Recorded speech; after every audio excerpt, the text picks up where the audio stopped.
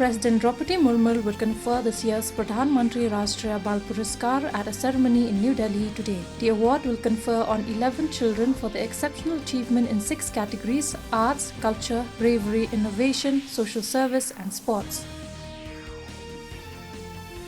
Prime Minister Narendra Modi on Monday virtually unveiled the model of a proposed memorial dedicated to Netaji Subhash Chandra Bose to be set up in Andaman and Nicobar Islands, and said it will infuse feelings of patriotism among people. A grateful nation remembers the great freedom fighter Netaji Subhash Chandra Bose on his birth anniversary today.